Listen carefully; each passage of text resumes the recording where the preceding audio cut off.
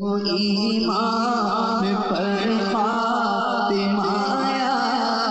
الہی، وہ ایمان پر خاتمہ یا الہی، وہ ایمان پر خاتمہ یا الہی۔ الحمدللہ رب العالمین، والصلاة والسلام علی سید المرسلین، اما بعد فاعوذ باللہ من الشیطان الرجیم، بسم اللہ الرحمن الرحیم۔ الصلاة والسلام علیک یا رسول اللہ وَعَلَىٰ آلِكَ وَصَحَابِكَ يَا حبیب اللہ۔ الصلاة والسلام علیک یا نبی اللہ وَعَلَىٰ آلِكَ وَصَحَابِكَ یا نور اللہ۔ نویت سنت الاعتکاف، فرمان مصطفیٰ صلی اللہ تعالی علیہ وآلہ وسلم، نیت المؤمن خیر من عملہ، مسلمان کی نیت اس کے عمل سے بہتر ہے۔ اللہ کی رضا کے لیے، ثواب بڑھانے کے لیے آئیے کچھ اچھی اچھی نیتیں کر لیتے ہیں۔ رضا الہی کے لیے، حصول ثواب کے لیے، علم دین حاصل کرنے کے لیے بیان میں شریک رہوں گا۔ جو باتیں سنوں گا اسے یاد رکھوں گا، عمل کروں گا، دوسروں تک پہنچانے کی کوشش کروں گا۔ حدیث پاک میں ہے، فرمان مصطفیٰ صلی اللہ علیہ وآلہ وسلم، تم جہاں بھی ہو مجھ پر درود پڑھو، تمہارا درود مجھ تک پہنچتا ہے۔ صلو علی الحبیب صلی اللہ تعالی علی محمد وعلی آلہ وصحبہ وبارک وسلم، صلاۃ و سلام علیک یا سیدی یا رسول اللہ۔ حضرت سیدنا جابر رضی اللہ تعالی عنہ فرماتے ہیں کہ میں اپنے اونٹ پر سوار کہیں جا رہا تھا، اونٹ تھکا ہوا تھا اور بڑی مشکلوں سے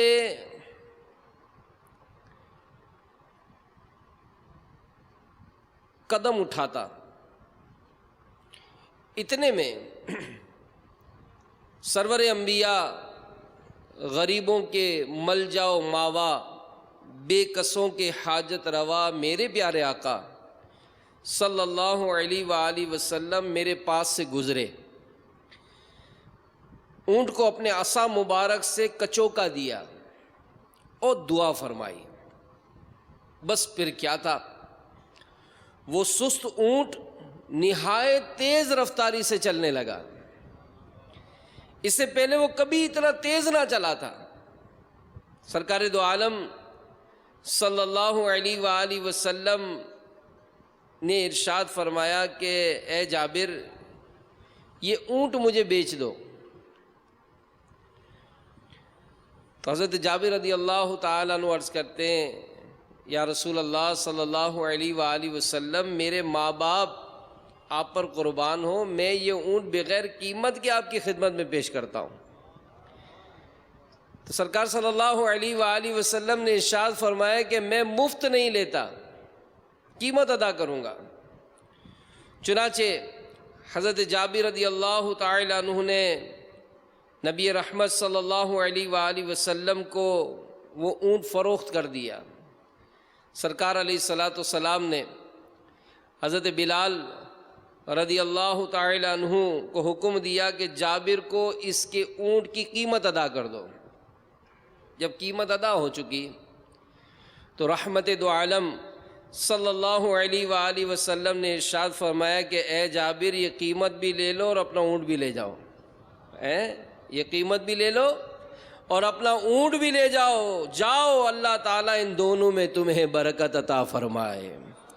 کون دیتا ہے دینے کو منہ چاہیے،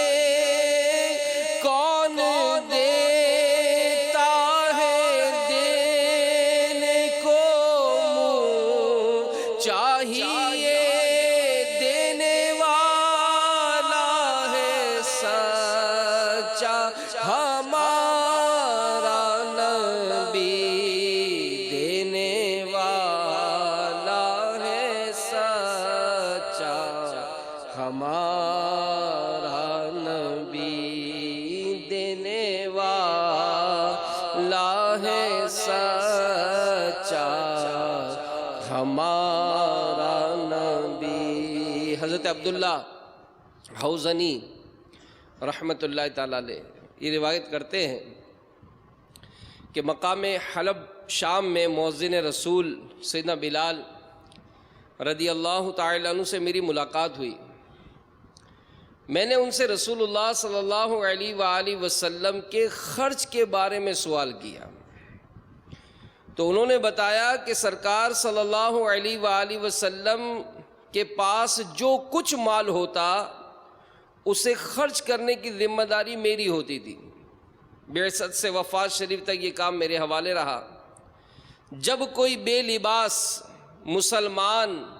آپ صلی اللہ علیہ وآلہ وسلم کے پاس آتا تو آپ مجھے حکم فرماتے، میں کسی سے قرض لیتا، چادر خرید کر اسے اڑاتا اور کھانا بھی کھلاتا۔ ایک دن ایک مشرک میرے پاس آیا، کہنے لگا کہ اے بلال، تم میرے سوا کسی اور سے قرض نہ لیا کرو، میرے پاس کثیر مال ہے۔ میں نے ایسا ہی کیا۔ ایک دن میں وضو کر کے اذان دینے کے لیے کھڑا ہوا تو کیا دیکھتا ہوں کہ وہ مشرک کئی تاجروں کے ہمراہ میرے پاس آیا اور مجھے بہت برا بھلا کہا۔ کہنے لگا تمہیں کچھ معلوم ہے وعدے میں کتنے دن باقی ہیں؟ میں نے کہا وقت وعدہ قریب آ گیا ہے۔ اس نے کہا صرف 4 دن باقی رہ گئے، اگر اس مدت میں تم نے قرض ادا نہ کیا تو میں تمہیں غلام بنا کر بکریاں چراؤں گا جیسے پہلے کیا کرتا تھا۔ حضرت بلال رضی اللہ تعالیٰ عنہ کہتے ہیں کہ سن کر مجھے فکر دامنگیر ہو گئی، یہاں تک کہ میں عشاء کی نماز پڑھ چکا تو رسول اللہ صلی اللہ علیہ وآلہ وسلم اپنے کاشان اقدس میں تشریف لے گئے۔ میں اجازت لے کر حاضر ہوا، عرض کی یا رسول اللہ صلی اللہ علیہ وآلہ وسلم، میرے ماں باپ آپ پر قربان ہو، مشرک جس سے میں قرض لیتا ہوں اس نے مجھے ایسا ایسا کہا ہے، آپ کے پاس بھی ادائے قرض کے لیے کچھ نہیں، میرے پاس بھی کچھ نہیں، وہ مجھے رسوا کرے گا، مجھے اجازت دیجئے کہ ان لوگوں کے پاس جاؤں جو مسلمان ہو چکے ہیں، یہاں تک کہ اللہ اپنے رسول کو اتنا مال عطا فرمائے جس سے میرا قرض ادا ہو جائے۔ یہ کہہ کر میں وہاں سے نکل آیا۔ صبح کے وقت جانے کے ارادے سے جب میں باہر نکلا تو ایک شخص دوڑتا ہوا میرے پاس آیا، کہنے لگا اے بلال، رسول اللہ صلی اللہ علیہ وآلہ وسلم نے آپ کو بلایا ہے۔ میں وہاں پہنچا تو دیکھتا ہوں کہ سامان سے لدے 4 اونٹ موجود ہیں۔ میں نے اندر آنے کی اجازت مانگی تو نبی پاک علیہ الصلوۃ والسلام نے فرمایا مبارک ہو، تمہارے قرض ادائیگی کا سامان ہو گیا ہے۔ پھر فرمایا کہ تم نے 4 اونٹ دیکھے؟ میں نے عرض کی جی ہاں۔ تو سرکار علیہ الصلوۃ والسلام نے فرمایا کہ یہ اونٹ حاکم فدق نے بھیجے ہیں، ان پر لدا ہوا غلہ اور کپڑے سب تم رکھ لو، اس کے ذریعے اپنا قرض ادا کرو۔ میں نے حکم کی تعمیل کی، پھر مسجد آیا اور رسول اللہ صلی اللہ علیہ وآلہ وسلم کو سلام عرض کیا تو آپ نے پوچھا اس مال سے تجھے کیا فائدہ حاصل ہوا؟ اس نے عرض کی کہ میں نے تمام قرض ادا کر دیا جو اس کے رسول پر تھا۔ تو سرکار علیہ الصلوۃ والسلام نے فرمایا کہ اس میں سے کچھ مال بچا ہے؟ میں نے عرض کی جی ہاں۔ تو آپ صلی اللہ علیہ وآلہ وسلم نے فرمایا کہ مجھے اس سے بھی بے تعلق کر دو، جب تک یہ کسی ٹھکانے نہ لگے گا میں گھر نہیں جاؤں گا۔ تو سرکار علیہ الصلوۃ والسلام نماز عشاء سے فارغ ہوئے تو مجھے بلا کر اس بقیہ مال کا حال پوچھا۔ میں نے عرض کی میرے پاس کوئی سائل نہیں، سرکار علیہ الصلوۃ والسلام رات کو مسجد ہی میں رہے، دوسرے روز نماز عشاء کے بعد پھر مجھے بلایا، عرض کی آقا اللہ عز و جل نے آپ کو سبکدوش کر دیا۔ یہ سن کر آپ نے تکبیر کہی، خدا کا شکر ادا کیا، کیونکہ آپ صلی اللہ علیہ وآلہ وسلم کو ڈر تھا کہ کہیں ایسا نہ ہو کہ موت آ جائے اور مال میرے پاس ہو۔ اس کے بعد حضور علیہ الصلوۃ والسلام کے میں پیچھے پیچھے چلنے لگا، یہاں تک کہ آپ کاشان اقدس تشریف لے گئے۔ تو میرے میٹھے میٹھے پیارے پیارے اسلامی بھائیوں، نبی پاک علیہ الصلوۃ والسلام کی عظمت و شان کے بیانات ہم سنی رہے الحمدللہ۔ تو سرکار علیہ الصلوۃ والسلام یہ بہت زیادہ سخاوت فرمایا کرتے تھے، یعنی کہ کوئی چیز اپنے پاس رکھنا گوارا نہ فرماتے، بلکہ جب تک لوگوں میں تقسیم نہ فرما دیتے مطمئن نہ ہوتے تھے۔ خود کسی چیز کی حاجت ہونے کے باوجود بھی غریبوں محتاجوں پر صدقہ کر دیا کرتے، سائل کو اس قدر نوازتے کہ دوبارہ مانگنے کی حاجت ہی پیش نہ آتی۔ مگر ہماری حالت یہ کیسی ہے کہ دنیا کی محبت یہ دل سے کم ہونے کا نام نہیں لیتی، ہر وقت دنیا کی نعمتیں اور آسائشیں بڑھانے ہی کی دن ہے۔ حضرت سیدنا مجمع انصاری رحمۃ اللہ تعالیٰ علیہ، ایک بزرگ رحمۃ اللہ تعالیٰ علیہ کے متعلق بیان کرتے ہیں، انہوں نے فرمایا کہ اللہ تعالیٰ کا مجھے دنیا کی آسائشوں سے بچا لینے کا احسان اس دنیا کی کشادگی مثلا مال و دولت وغیرہ کی صورت میں ملنے والی نعمت سے افضل ہے، کیونکہ اللہ تعالیٰ نے اپنے پیارے نبی صلی اللہ علیہ وآلہ وسلم کے لیے دنیا کو پسند نہیں فرمایا، اس لیے مجھے وہ نعمتیں جو اللہ تعالیٰ نے اپنے نبی صلی اللہ علیہ وآلہ وسلم کے لیے پسند فرمائی ان نعمتوں سے زیادہ پیاری ہیں جو اپنے نبی صلی اللہ علیہ وآلہ وسلم کے لیے ناپسند فرمائی۔ تو یاد رکھیے کہ دنیا کی مال و دولت کی کثرت اور اس کی خوب آسائش ہونا یہ بے شک نعمت ہے، مگر ان چیزوں سے بچ کر رہنا یہ بہت بڑی نعمت ہے۔ تو بہرحال میرے میٹھے میٹھے اور پیارے پیارے اسلامی بھائیوں، اللہ تعالیٰ نے جن کو مال دیا ہے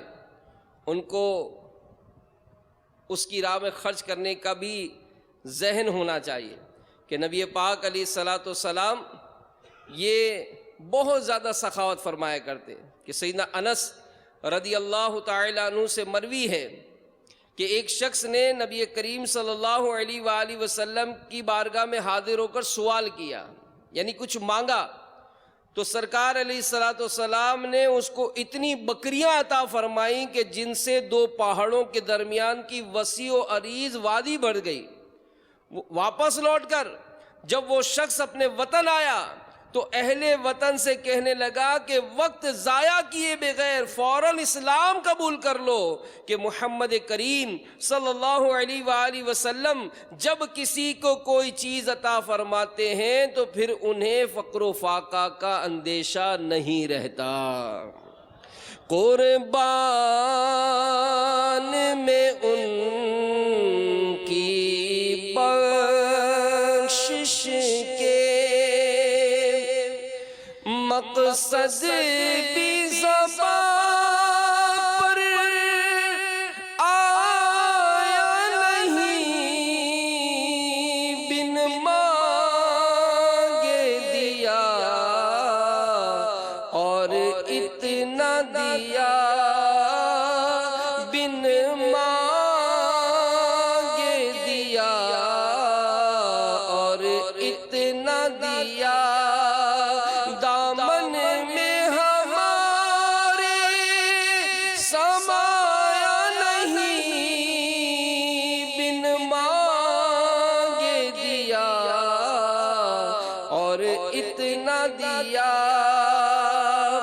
ہمارے پیارے آقا شہنشاہ نبوت قاسم نعمت صلی اللہ علیہ وآلہ وسلم کی شان سخاوت بیان کرتے ہوئے سیدنا عبداللہ بن عباس رضی اللہ تعالیٰ عنہ فرماتے ہیں کہ رسول اللہ صلی اللہ علیہ وآلہ وسلم لوگوں میں سب سے بڑھ کر سخی ہیں، اور سخاوت کا دریا سب سے زیادہ اس وقت جوش پر ہوتا جب رمضان میں سرکار علیہ الصلوۃ والسلام سے جبریل امین علیہ السلام ملاقات کے لیے حاضر ہوتے ہیں، اور جبریل علیہ السلام رمضان المبارک کی ہر رات میں حاضر ہوتے ہیں، اور رسول اللہ صلی اللہ علیہ وآلہ وسلم ان کے ساتھ قرآن عظیم کا دور فرماتے ہیں۔ تو پس رسول اللہ صلی اللہ علیہ وآلہ وسلم تیز چلنے والی ہوا سے بھی زیادہ خیر کے معاملے میں سخاوت فرما دیتے ہیں۔ تو واہ کیا جود و کرم ہے شہ بطحا تیرا، نہیں سنتا ہی نہیں مانگنے والا تیرا۔ تو ایک کاش ہمیں بھی ہمارا دل بھی کھل جائے، کیونکہ سخاوت کا تعلق یہ مال سے نہیں ہوتا کہ ہم کہیں جناب ہمارے پاس کوئی ایسا بینک بیلنس ہی نہیں ہے، ہمارے پاس تو ایسی کوئی ایسی آسائشیں نہیں ہے۔ تو سخاوت ظاہر ہے، بلکہ گزشتہ دنوں مدنی مذاکرے میں اسی موضوع پر امیر علیہ سنت نے روایت بیان فرمائی، اس میں کچھ یوں بھی تھا کہ سرکار علیہ السلام کی بارگاہ میں ایک صحابی غریب تھے، نادار تھے، تو ان کے لیے کچھ کپڑے وغیرہ جمع کیے گئے، سامان جمع کیا گیا، تو سرکار علیہ السلام نے ترغیب دلائی، تو ان کو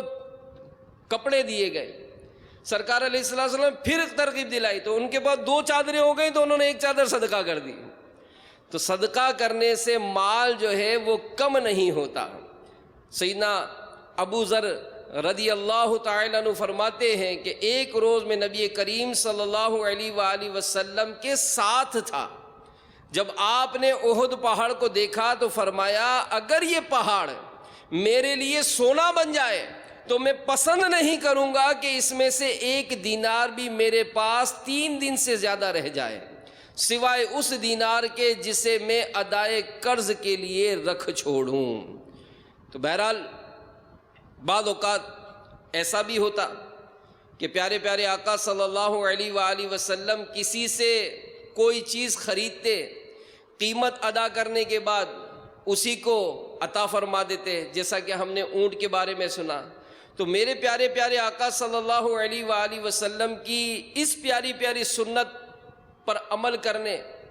اور واقعی اس سے جس کے ساتھ خیر خواہی کا معاملہ ہوگا تو اس کے دل میں خوشی بھی داخل ہوگی، تو اس سے مسلمانوں کے دل میں خوشی داخل ہوتی ہے۔ ایک دوسرے کو تحفہ دینے کی عادت یہ ہماری ہونی چاہیے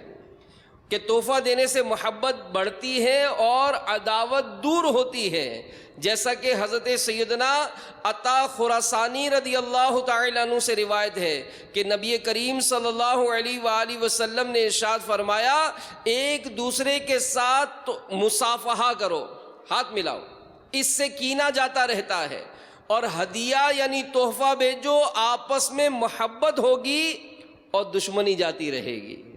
تو حکیم الامت مفتی احمد یار خان نعیمی رحمۃ اللہ تعالیٰ نے فرماتے ہیں کہ یہ دونوں عمل بہت ہی مجرب ہیں، ہاتھ ملانا اور تحفہ دینا، کہ جس سے مصافحہ کرتے رہو اس سے دشمنی نہیں ہوتی، جس سے مصافحہ کرتے رہو دشمنی نہیں ہوتی، اگر اتفاقاً کبھی ہو بھی جائے تو اس کی برکت سے نہیں، ہاتھ ملانے کی برکت سے ٹھہرتی نہیں۔ تو یوں ہی ایک دوسرے کو ہدیہ دینے سے، تحفہ دینے سے عداوتیں ختم ہو جاتی ہیں۔ تو میٹھے میٹھے اسلامی بھائیوں، یہاں ایک بات ہمیشہ ہی ذہن میں ہونی چاہیے کہ نیکی کا جو بھی کام ہوگا وہ ظاہر حلال مال سے ہوگا، حرام مال سے نہیں ہوگا۔ تو تحفے کا لین دین ہو یا پھر کوئی اور معاملہ، حلال ذریعہ ہی اختیار کیا جائے، کیونکہ حرام ذریعے سے حاصل ہونے والے مال کو کھانا پینا، پہننا یا کسی اور کام میں استعمال کرنا یہ حرام اور گناہ ہے۔ اس کی سزا دنیا میں مال کی قلت، مال کم ہونا، اور ذلت، قلت اور ذلت اور بے برکتی ہے، اور آخرت کی سزا جہنم کی بھڑکتی ہوئی آگ، دردناک عذاب ہے۔ کیونکہ نبی پاک علیہ الصلوۃ والسلام کا ارشاد ہے کہ جو شخص حرام مال کماتا ہے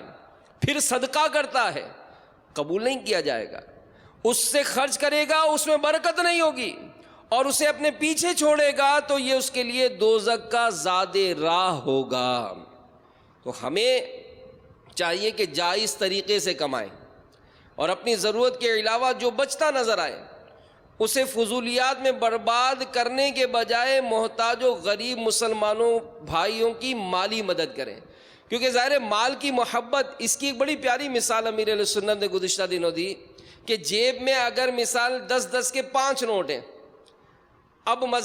جمعہ میں مسجد میں آئے چندہ دینا ہے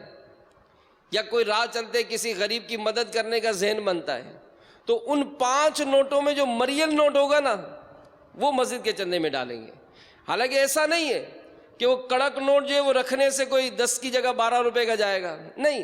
یعنی ذہن ہوتا ہے کہ یار یہ جو اچھے نوٹ ہوں، کڑک نوٹ ہو، یہ میرے پاس رہے، یہ مریل نوٹ یہ دے دیے جائیں۔ بلکہ بعض اوقات مسجد کا جب چندہ جمع کیا جاتا ہے تو حیران کن بات ہوتی ہے، جیسے بعض اوقات ہوتا ہے کہ نوٹ کوئی بند ہو گئے، اب بند نوٹ ہو گئے، بینک نے لینے چھوڑ دیے، سب کچھ ہو گیا، تو مسجد کے چندے میں ڈال دیتے ہیں۔ تو بھائی مسجد کے چندے میں ڈالیں گے تو وہ مسجد والے کیا کریں گے اس کا کہ جو نوٹ بند ہو گیا، اب آپ اپنے من کو منا رہے ہیں، میں نے تو 500 روپے دے دیے مسجد، بھائی وہ نوٹ ہی بند ہو گیا تو کس کام کا، یا اس کے نمبر مٹ گئے یا کوئی ایسی اس پر نشانی لگ گئی کہ جس سے وہ نوٹ ضائع ہو گیا، تو اب چونکہ نوٹ کوئی نہیں لے رہا، پیٹرول پمپ والے کو دیے اس نے بھی نہیں لیے، راشن والے کو دیے اس نے بھی نہیں لیے، دکاندار سے لیے اس نے بھی نہیں دیتے، چلو مسجد میں ڈال دو۔ تو مسجد والوں کا کوئی خصوصی بینک تو ہے نہیں کہ وہ بینک والے کے بھائی جیسے بھی نوٹ دیں گے، جب بھی نوٹ دیں گے لائیے ہم آپ کو دے دیں۔ یہاں تک ہوا، اب یہ واللہ عالم کسی نے شرارتاً ڈالا، کیا ہوا کہ ایک مسجد کا جمع کر رہے تھے تو اس میں جو نقلی نوٹ آتے ہیں نا بچوں کے، وہ ڈال دیے۔ اب ہم اندازہ لگائیں کہ اس سے ہماری ذہنی سطح پتہ چلتی ہے کہ کیا چاہ کیا رہے ہیں، یا تو کسی بچے نے بھی ڈالے، کیا سمجھے۔ تو اس طرح کا بہرحال معاملہ ہوتا ہے کہ ہم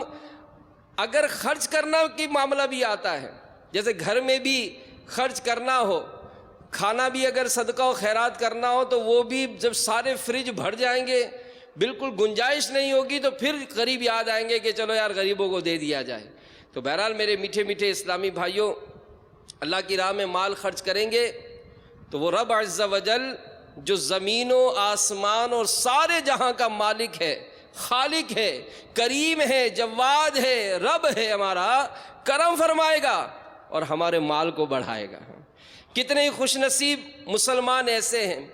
جو اپنے مال کے حقوق واجبہ ادا کرتے ہیں، خوش دلی سے بر وقت زکوٰۃ و فطرہ ادا کرتے ہیں، اپنے مال ماں باپ بہن بھائی اولاد پر خرچ کرتے ہیں، رشتہ داروں کو دیتے ہیں، یعنی اس انداز سے دیتے ہیں کہ جس میں ان کو مطلب ایک وہ مزہ آئے، ٹیسٹ آئے کہ یار واقعی یار کچھ بات ہوئی ہے، یار کوئی ایسی میں نے نیکی کی ہے۔ ورنہ آج تو مطلب وہ بات ہے نا کہ مسجد کے لیے بھی چندہ دیتے ہیں تو پتہ چلے کہ جناب ماں بدولت نے کوئی احسان کیا ہے، غریب کی شادی کی، رشتہ داروں میں کوئی مدد کی، تو پتہ چلے کہ ہم نے جناب یہ احسان کرنے کا مطلب وہ کیا کارنامہ، کہ سب کو پتہ چلے کہ جناب ہم نے ایک کام کیا۔ تو بہرحال نیکی کریں تو پتہ بھی نہ چلے، اے کاش ایسا جذبہ نصیب ہو جائے۔ اسی طرح مساجد کی تعمیر ہو جائے، گھر کی تعمیر ہو جائے، مدارس کی تعمیر ہو جائے، تو بسا اوقات تو مسجد کو بھی تعمیر کر کے لوگ یہ سمجھتے جیسے ہم اس کے مالک ہیں، کہ امام پتہ چلے کہ بھائی فلاں سیٹھ صاحب نے مسجد بنائی ہے تو امام صاحب کو ڈر ہوتا ہے کہ جب تک سیٹھ صاحب آئیں گے نہیں جماعت کھڑی کیسے کروں، وہ تقریریں کر رہے ہیں کہ حضرت آئیں گے تو نماز کھڑی ہوگی، اور ہم بھی یہ کہ جیسے ہم نے مسجد بنائی ہے تو اب اس کے مالک ہیں۔ تو اس کے شرعی احکام جانیں کہ اگر کبھی مدرسہ بنا دیا، مسجد بنا دی، تو ہم کو اس کے مالک تھوڑی ہوئے کہ جناب اس طرح کے معاملات میں ہم مطلب ابھی تک اپنا تسلط قائم رکھیں کہ آپ کے بغیر کوئی پنکھا نہیں لگا سکتا، آپ کے کہے بغیر کوئی چادر نہیں بچھا سکتا، آپ کے بغیر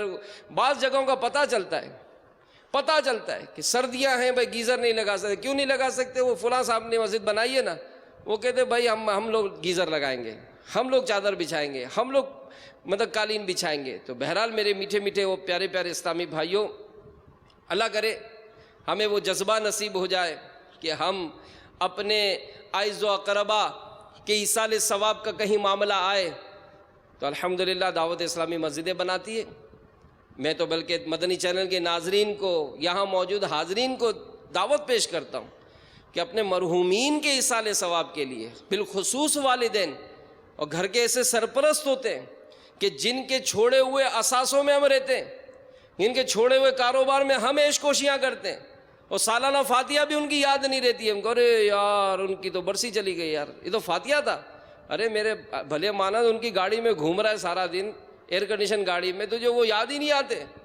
کہ جن کی گاڑی میں گھوم رہے, سجا سجائے جس نے کاروبار آپ کو دیا تھا, نوکر چاکر دیے تھے, بینک بیلنس دیا تھا, آج ان کے ایصال ثواب کے لیے کچھ خرچ کرنے کی آپ کو توفیق ہی نہیں ہوتی. تو کوئی ایسا اکاؤنٹ بنائیں, کوئی ایسی سوچ بنائیں کہ اپنے خاندان کے مرحومین کی طرف سے یار ہم ایک مسجد بنائیں گے. سوسائٹیوں میں گھر کے گھر لیے جا رہے ہیں, فلیٹ لیے جا رہے ہیں, پراپرٹیز لی جا رہی ہیں, مسجد کون بنائے گا؟ تو آئیے دعوت اسلامی بنا رہی ہے الحمدللہ. روز تقریباً 1.5 مسجد, یعنی سالانہ 500 سے زائد مسجدوں کا اوسط ہے دعوت اسلامی کے مسجد مجلس خدام المساجد کے تحت. تو کیا وہ ایک مسجد ہماری طرف سے نہیں ہو سکتی کہ ہم بھی مل کر خاندان کی طرف سے ایک پلاٹ لے لیں, دعوت اسلامی والوں کو پیش کریں کہ بھائی آپ یہاں مسجد بنائیں, یا مسجد پلاٹ دونوں بنائیں کہ بھائی آپ یہاں اس کو آباد کریں, اس کو مطلب قرآن پاک کی تعلیم دیں. تو بہرحال خوش نصیب ہیں وہ لوگ جو اپنے اعز و اقربا کے ایصال ثواب کے لیے ایسا معاملہ کرتے ہیں. جشن ولادت کی خوشیاں ہوئیں, جی ہاں خوش نصیب ہیں وہ لوگ کہ جنہوں نے آقا کا جشن منایا ہے, اپنے گھر پہ چراغاں کیے, پرچم سچ لگائے, خوشیاں کی, صدقہ و خیرات کیا, نیاز کا اہتمام کیا, اور بھی جو کچھ بھی جائز طریقے. الحمدللہ مدنی مذاکروں میں اس کے کثیر بیانات ہوئے, ذرائع بیان ہوئے. اللہ کی رحمت سے انہوں نے اس پر کام کیا. خوش نصیب ہیں وہ کہ انہوں نے اس طرح کے معاملات میں کیا. اور برکت کیسی ملے گی کہ ایک عالم صاحب کا بیان کہ میرے پیارے پیارے آقا صلی اللہ علیہ وآلہ وسلم کی انہوں نے خواب میں زیارت کی. عرض کی یا رسول اللہ صلی اللہ علیہ وآلہ وسلم, مسلمانوں کا ہر سال آپ کا جشن ولادت پر خوشی منانا آپ کو پسند آتا ہے؟ تو میٹھے میٹھے مصطفیٰ صلی اللہ علیہ وآلہ وسلم نے ارشاد فرمایا جو ہم سے خوش ہوتا ہے ہم بھی اس سے خوش ہوتے ہیں. اور آقا صلی اللہ علیہ وآلہ وسلم سبحان اللہ یہ تو ایسے سخی ہیں, ایسے کریم ہیں, ایسی عطائیں فرماتے ہیں سبحان اللہ کہ آج بھی اپنے غلاموں کو نوازتے ہیں. جی ہاں, حضرت امام یوسف بن اسماعیل نبہانی رحمۃ اللہ تعالی علیہ نقل کرتے ہیں کہ حضرت شیخ ابو العباس احمد بن نفیس رحمۃ اللہ تعالی علیہ فرماتے ہیں کہ میں ایک بار مدینہ منورہ میں سخت بھوک کے عالم میں سرکار علی وقار مکی مدنی تاجدار صلی اللہ علیہ وآلہ وسلم کے مزار پر انوار پر حاضر ہو کر عرض گزار ہوا, یا رسول اللہ صلی اللہ علیہ وآلہ وسلم میں بھوکا ہوں. سرکار کے مزار پر حاضر ہو کر عرض کی, آقا میں بھوکا ہوں. یک بار کی آنکھ لگ گئی, کسی نے تھوڑی دیر بعد جگایا, مجھے ساتھ چلنے کی دعوت دی. چنانچہ میں ان کے ساتھ گیا, ان کے گھر آیا. میزبان نے کھجوریں, گھی, گندم کی روٹی پیش کر کے کہا پیٹ بھر کر کھا لیجئے, کیونکہ مجھے میرے جد امجد میٹھے مکی مدنی محمد صلی اللہ علیہ وآلہ وسلم نے آپ کی میزبانی کا حکم فرمایا ہے. آئندہ بھی جب کبھی بھوک محسوس ہو ہمارے پاس تشریف لایا کریں. پیتے ہیں تیرے در کا, کھاتے ہیں تیرے در کا, پیتے ہیں تیرے در کا, کھاتے ہیں تیرے در کا, پانی ہے تیرا پانی, پانی ہے تیرا پانی, دانا ہے تیرا دانا, پانی ہے تیرا پانی. اور میرے آقا اعلیٰ حضرت امام اہل سنت رحمۃ اللہ تعالی علیہ ارشاد فرماتے ہیں کہ سرکار مدینہ صلی اللہ علیہ وآلہ وسلم اور تمام انبیاء کرام علیہم السلام حیات حقیقی دنیاوی، روحانی، جسمانی سے زندہ ہیں، اپنے مزارات طیبہ میں نماز پڑھتے ہیں، روزی دیے جاتے ہیں، جہاں چاہیں تشریف لے جاتے ہیں، زمین و آسمان کی سلطنت میں تصرف فرماتے ہیں۔ رسول اللہ صلی اللہ علیہ وآلہ وسلم فرماتے ہیں کہ حضرات انبیاء اپنے مزارات میں زندہ ہیں اور نماز ادا فرماتے ہیں۔ تو بہرحال میرے میٹھے میٹھے پیارے پیارے اسلامی بھائیوں، میرے پیارے آقا صلی اللہ علیہ وآلہ وسلم کی عظمت و شان تو کہ کیا کہنے کہ حضرت سیدنا احمد بن صوفی رحمت اللہ تعالیٰ علیہ فرماتے کہ میں 3 مہینوں تک جنگلوں میں پھرتا رہا، یہاں تک کہ میری سب کھال گل گئی، آخر کار مدینہ منورہ حاضر ہوا، سرور کونین صلی اللہ علیہ وآلہ وسلم کی بارگاہ میں سلام عرض کیا، سو گیا تو خواب میں پیارے پیارے آقا صلی اللہ علیہ وآلہ وسلم کی زیارت سے شرف یاب ہوا۔ پیارے پیارے آقا صلی اللہ علیہ وآلہ وسلم فرما رہے تھے، احمد تو آ گیا، دیکھ تیرا کیا حال ہو گیا ہے۔ میں نے عرض کی، یا رسول اللہ صلی اللہ علیہ وآلہ وسلم میں بھوکا ہوں، آپ کا مہمان ہوں۔ سرکار علیہ الصلوۃ والسلام نے ارشاد فرمایا، ہاتھ کھول۔ جب میں نے ہاتھ کھولا تو اس میں چند درہم تھے، جب آنکھ کھلی تو وہ درہم میرے ہاتھ میں موجود تھے،